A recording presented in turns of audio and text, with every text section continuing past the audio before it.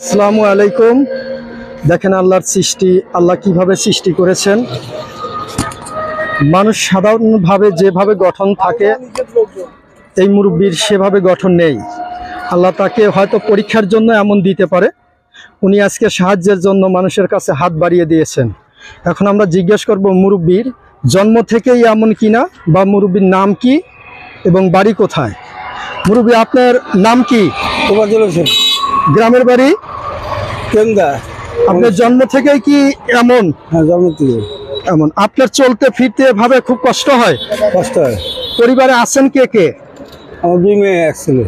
2 মেয়ে 1 ছেলে। ছেলে মেয়ের কি বিয়ে শাদী হয়ে গেছে? মেয়ে একটা বিয়ে হয়েছে। আর একটা মেয়ে একটা ছেলে অবিবাহিত আছে। ও, পরিবারের উপার্জনক্ষম মানে যে আয় করে সে কে? আপনার ছেলে না আপনার এই ইনকাম দিয়েই চলে? ও, তাহলে আপনার এই মানুষের কাছে সাহায্য ছাড়া আর আপনার চলার মতো তেমন কিছু নেই। দেখেন ইনি কি একটা অসহায় জীবন নিয়ে জীবন ধারণ করতেছে।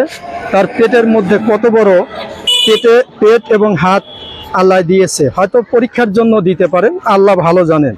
সবাই এনার জন্য দোয়া করবেন, আল্লাহ যেন যতদিন বাঁচিয়ে রাখে, সুস্থ সবল রাখে, যেভাবে আছে আল্লাহ যেন মোটামুটিভাবে সুখে রাখেন, ঈমান আমলের সাথে থাকতে পারেন। আসসালামু আলাইকুম।